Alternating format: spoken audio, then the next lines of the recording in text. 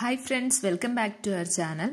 ഇന്നത്തെ വീഡിയോയിൽ നമ്മൾ ഡിസ്കസ് ചെയ്യാൻ പോകുന്നത് സെക്കൻഡ് സെമസ്റ്റർ BEdലെ അസസ്മെന്റ് ഫോർ ലേണിംഗ് എന്ന് പറയുന്ന പേപ്പറിലെ ഒരു ടോപ്പിക്കാണ്, ഡയഗ്നോസ്റ്റിക് ടെസ്റ്റ്.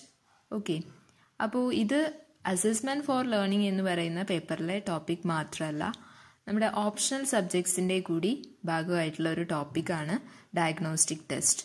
ഓക്കെ, അപ്പോൾ ഫ്രണ്ട്സിന് ഈ വീഡിയോ യൂസ്ഫുൾ ആവുന്നുണ്ടെങ്കിൽ തീർച്ചയായിട്ടും ലൈക്ക് ചെയ്യുക, ഷെയർ ചെയ്യുക, സബ്സ്ക്രൈബ് ചെയ്യുക. Thank you. ആദ്യം നമുക്ക് ഡയഗ്നോസ്റ്റിക് ടെസ്റ്റിനെ എങ്ങനെയാണ് ഡിഫൈൻ ചെയ്തിട്ടുള്ളത് എന്ന് നോക്കാം. Okay, a test designed to identify and investigate the difficulties, disabilities, inadequacies and gaps of pupils in specific curriculum areas with a view to helping them overcome those difficulties through remedial instruction is called a diagnostic test. Okay. അതായത് നമ്മൾ achievement ടെസ്റ്റിനെ കുറിച്ച് discuss ചെയ്തപ്പോൾ അവിടെ നമ്മൾ പറഞ്ഞ എന്താണ്, students എത്രത്തോളം അച്ചീവ് ചെയ്തിട്ടുണ്ട് എന്ന് മനസ്സിലാക്കാൻ വേണ്ടി കണ്ടക്ട് ചെയ്യുന്ന ടെസ്റ്റാണ് അച്ചീവ്മെൻറ്റ് ടെസ്റ്റ്.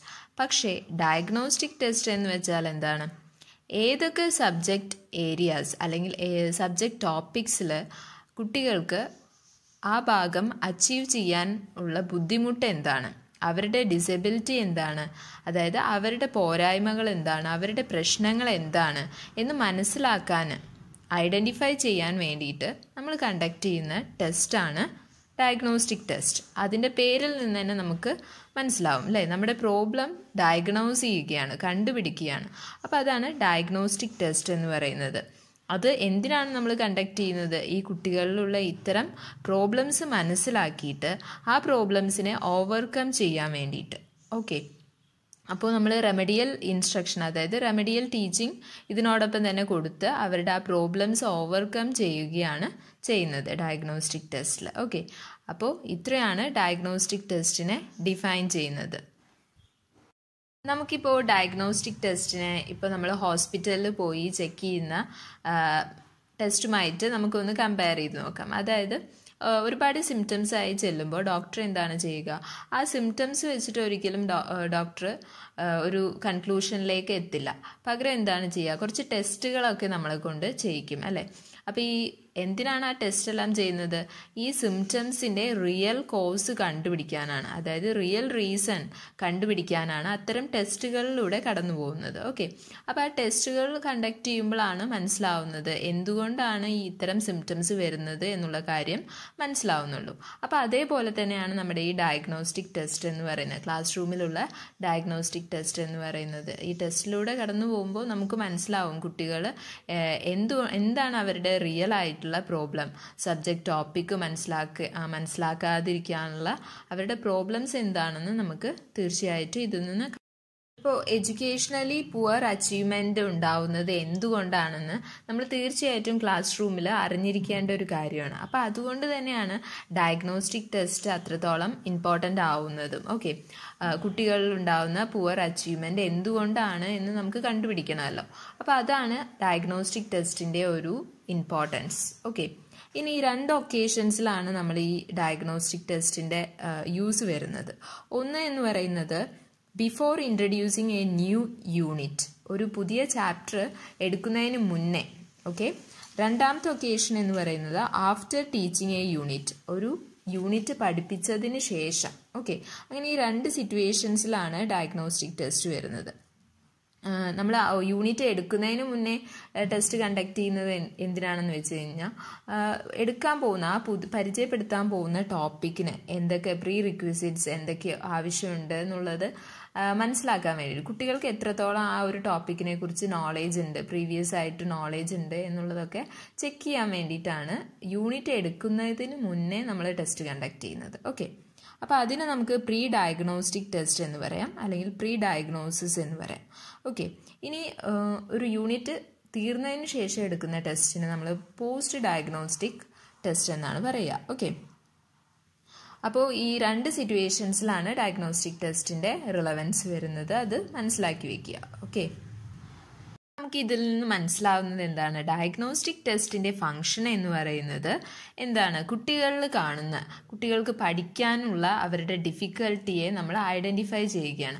അതൊരു സീരിയസ് ഇഷ്യൂ ആവുന്നതിന് മുന്നേ തന്നെ ടീച്ചേഴ്സ് അവരുടെ പ്രോബ്ലംസ്, അവരുടെ ഡിസബിലിറ്റീസ് എല്ലാം തന്നെ ഐഡൻറ്റിഫൈ ചെയ്തിട്ട് അതിനെ ഓവർകം ചെയ്യാനുള്ള സ്റ്റെപ്സ് ഉണ്ടാക്കിയെടുക്കുക എന്നുള്ളൊരു കാര്യമാണ് നമ്മുടെ ഡയഗ്നോസ്റ്റിക് ടെസ്റ്റിൻ്റെ ഫംഗ്ഷൻ എന്ന് പറയുന്നത്. ഓക്കെ, ഇനി നെക്സ്റ്റ് നമുക്ക് ഡിസ്കസ് ചെയ്യാനുള്ളത് distinction between achievement test and diagnostic test. Okay, അപ്പോൾ നമ്മൾ അച്ചീവ്മെൻറ്റ് ടെസ്റ്റ് ഒരു വീഡിയോയിൽ ഡിസ്കസ് ചെയ്തതാണ്.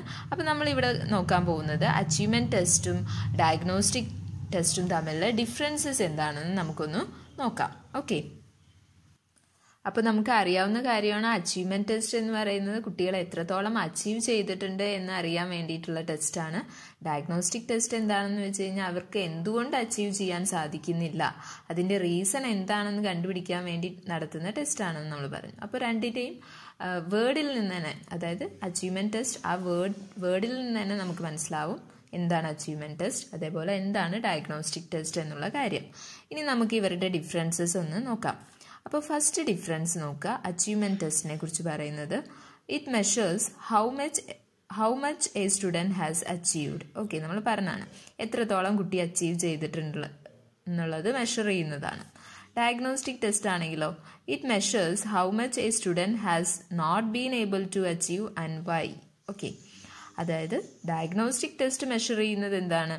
ഒരു കുട്ടി എത്ര അച്ചീവ് ചെയ്തിട്ടില്ല, എന്തുകൊണ്ട് അച്ചീവ് ചെയ്തിട്ടില്ല എന്നുള്ള കാര്യങ്ങളൊക്കെയാണ് ഡയഗ്നോസ്റ്റിക് ടെസ്റ്റിൽ മെഷർ ചെയ്യുന്നത്. ഓക്കെ, ഇനി രണ്ടാമത്തെ കാര്യം gives due weightage to objectives, content, form of questions and difficulty level all in a general way. Achievement ടെസ്റ്റിലാണെങ്കിൽ നമ്മൾ ഡിസ്കസ് ചെയ്തിട്ടുള്ളതാണ് ഓൾറെഡി. അത് വെയിറ്റേജ് കൊടുക്കുന്നത് ഒബ്ജക്റ്റീവ്സിന്, അതേപോലെ content, form of question, difficulty level എല്ലാത്തിനെയും ഒരു ജനറൽ വേയിലാണ് അത് അപ്രോച്ച് ചെയ്യുന്നത്. ഓക്കെ, ഡയഗ്നോസ്റ്റിക് ടെസ്റ്റ് ആണെങ്കിലോ it considers each and every one of these aspects in a specialised way. This is done in a critical and analytical വേ.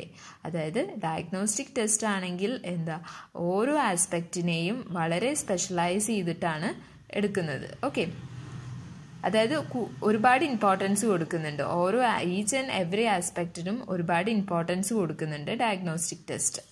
ഇനി മൂന്നാമത്തെ difference എന്ന് പറയുന്നത് gives due weightage to every topic in the content area. Diagnostic test ആണെങ്കിൽ it gives greater emphasis to the aspects with potential difficulties. Okay, achievement ടെസ്റ്റിൽ നമ്മൾ ഓരോ എല്ലാ ടോപ്പിക്കിനും weightage കൊടുക്കുമ്പോൾ ഡയഗ്നോസ്റ്റിക് ടെസ്റ്റിൽ ഡിഫിക്കൽട്ടായിട്ടുള്ള റീജിയൻസിനാണ് അവിടെ ഇമ്പോർട്ടൻസ് കൊടുക്കുന്നത്. ഓക്കെ, ഇനി നാലാമത്തെ കാര്യം strictly observes the time factor in answering, measures how much can be performed in a fixed duration of time, no extra time is allowed. ഇവിടെ ടൈം ഒരു മേജർ ഫാക്ടറാണ്. ഒരു ഫിക്സഡ് ഡ്യൂറേഷൻ ഓഫ് ടൈം കൊടുക്കും, അത് ഓരോ ആൻസർ ചെയ്യാനുള്ള നിശ്ചിത സമയം കൊടുക്കുന്നുണ്ട്.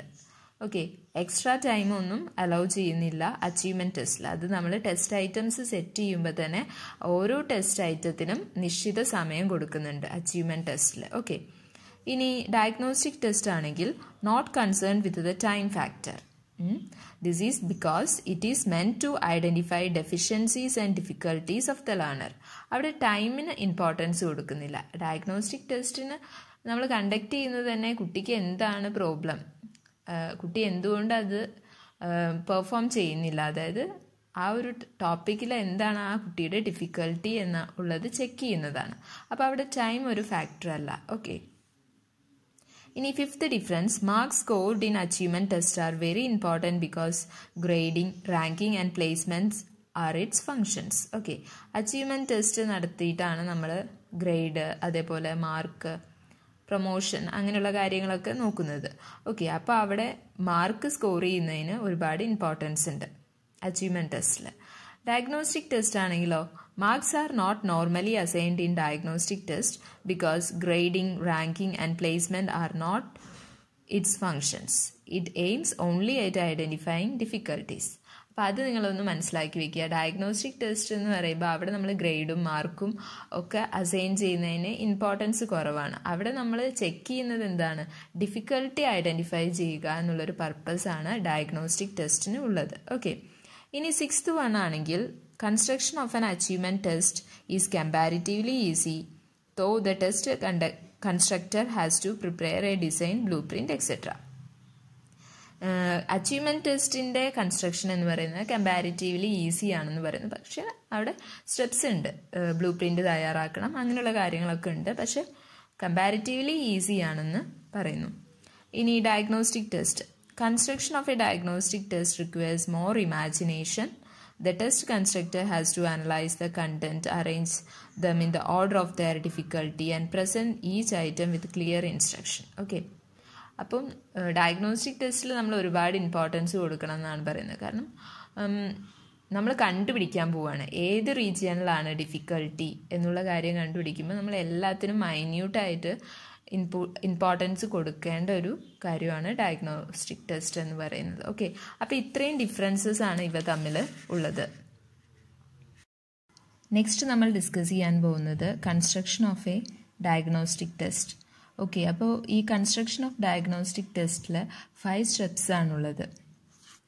അതിൽ ഫസ്റ്റ് സ്റ്റെപ്പ് എന്ന് പറയുന്നത് purposeful planning, second one analysis of the learning material concerned, മൂന്നാമത്തത് റൈറ്റിംഗ് ഓഫ് ടെസ്റ്റ് ഐറ്റംസ്, നാലാമത്തത് division of items into small sections, അഞ്ചാമത്തത് provision of clear instructions. Okay, ഇനി ഈ സ്റ്റെപ്സിൽ എന്താണ് പറയുന്നതെന്ന് നമുക്ക് നോക്കാം. ഫസ്റ്റ് സ്റ്റെപ്പാണ് പർപ്പസ്ഫുൾ പ്ലാനിങ് എന്ന് പറയുന്നത്. അപ്പോൾ ഈ ഒരു സ്റ്റെപ്പിൽ നമ്മൾ ചെയ്യുന്നത് ലേണിംഗ് മെറ്റീരിയലിൽ എവിടെയാണ് ഡിഫിക്കൽട്ടി ലെവൽ കൂടുതലായിട്ടുള്ളത് ആ റീജിയൻ നമ്മൾ ഐഡൻറ്റിഫൈ ചെയ്ത് വെക്കണം. ഓക്കെ, അപ്പോൾ ഇത് നമ്മുടെ എക്സ്പീരിയൻസ് വെച്ചിട്ടാണ് നമുക്ക് മനസ്സിലാവും ഏത് ടോപ്പിക്കാണ് അല്ലെങ്കിൽ ഏത് റീജിയനാണ് ഡിഫിക്കൽട്ടി ഉള്ളത് എന്ന് നമുക്ക് മനസ്സിലാക്കാൻ സാധിക്കും. അപ്പോൾ ആ ഏരിയാസിനായിരിക്കും നമ്മൾ കൂടുതൽ വെയിറ്റേജ് കൊടുക്കുക. ടെസ്റ്റ് ഇടുമ്പോൾ കൂടുതൽ വെയിറ്റേജ് കൊടുക്കുന്നത് ഇത്തരം ഡിഫിക്കൽട്ട് ആയിട്ടുള്ള റീജിയൻസിനായിരിക്കും. ഓക്കെ, അതാണ് പർപ്പസ്ഫുൾ പ്ലാനിങ് എന്ന് പറയുന്നത്. പ്ലാനിങ് ചെയ്യുമ്പോൾ നമ്മൾ ആ ഡിഫിക്കൽട്ടി റീജിയൻസ് ഐഡൻറ്റിഫൈ ചെയ്യുകയും ആ ഭാഗത്തു നിന്നുള്ള ക്വസ്റ്റ്യൻസിന് കൂടുതൽ വെയിറ്റേജ് കൊടുക്കുകയാണ് ചെയ്യുന്നത്. ഓക്കെ, ഇനി നെക്സ്റ്റ് വൺ എന്ന് പറയുന്നത് analysis of the learning material concerned. Okay, അപ്പോൾ നമ്മൾ എടുക്കുന്ന ആ കണ്ടന്റ് അല്ലെങ്കിൽ ആ സബ്ജക്റ്റ് ടോപ്പിക്കിനെ നമ്മൾ നന്നായിട്ട് അനലൈസ് ചെയ്യും. കംപ്ലീറ്റ് ആയിട്ട് അനലൈസ് ചെയ്തിട്ട് അതിനെ ടീച്ചിങ് പോയിന്റ്സ് ആക്കിയിട്ട് മാറ്റും. ഓക്കെ, അപ്പോൾ ഈ ടീച്ചിങ് പോയിന്റ്സ് എന്ന് പറയുന്ന ടോപ്പിക്സ്, ആ ടീച്ചിങ് പോയിന്റ്സിനെ ഫർദർ ഓരോ ടീച്ചിങ് പോയിന്റിനെയും നമ്മൾ ഫർദർ സ്റ്റേജസ് ആക്കിയിട്ട് ഡിവൈഡ് ചെയ്യും. ഓക്കെ, അപ്പോൾ ഈ സ്റ്റേജസ് എന്ന് പറയുന്നതിന് എന്താണ് ഡിഫറെൻറ്റ് ഡിഫിക്കൽട്ടി ലെവലായിരിക്കും. ഓക്കെ, അപ്പോൾ അത് നമ്മൾ കംപ്ലീറ്റ്ലി അനലൈസ് ചെയ്തിട്ട് വേണം, ഒരു ടോപ്പിക് എടുത്തു കഴിഞ്ഞാൽ അത് കംപ്ലീറ്റ്ലി അനലൈസ് ചെയ്തിട്ട് വേണം നമ്മൾ അവിടുന്ന് ടെസ്റ്റ് ഐറ്റംസ് സെറ്റ് ചെയ്യാൻ വേണ്ടിയിട്ട്. ഓക്കെ, ഡിഫിക്കൽട്ടി ലെവൽസിനും കൂടി ഇമ്പോർട്ടൻസ് കൊടുക്കണം. ഇനി മൂന്നാമത്തെ കാര്യം writing of test items. Okay, next സ്റ്റെപ്പാണ് writing of test items. Okay, അപ്പോൾ ടെസ്റ്റ് ഐറ്റംസ് എന്ന് പറയുന്നത് ക്വസ്റ്റ്യൻസ് ആണ്. അപ്പോൾ നമ്മൾ ക്വസ്റ്റ്യൻസ് ഇടാൻ നേരം ശ്രദ്ധിക്കേണ്ട കാര്യങ്ങൾ ഡിഫിക്കൽട്ടി ലെവലും മനസ്സിൽ വെക്കണം. അതേപോലെ തന്നെ സ്റ്റേജ് വൈസ് നമ്മൾ നേരത്തെ പറഞ്ഞില്ലേ ടീച്ചിങ് പോയിന്റ്സിനെ ഫർദർ സ്റ്റേജസ് ആക്കുന്നു, ആ കാര്യം കൂടി മനസ്സിൽ വെച്ചിട്ട് വേണം ടെസ്റ്റ് ഐറ്റംസ് സെറ്റ് ചെയ്യാൻ വേണ്ടിയിട്ട്. ഇനി നെക്സ്റ്റ് സ്റ്റെപ്പാണ് division of items into small sections. അതായത് നമ്മളിപ്പോൾ എടുത്ത ഐറ്റംസിൻ്റെ നമ്പർ കൂടുതലാണെങ്കിൽ എന്ത് ചെയ്യും നമ്മൾ, അപ്പോൾ അവിടെ കൂടുതലാവുമ്പോൾ അതിനനുസരിച്ച് സമയം കൂടുതലായിട്ട് വരും.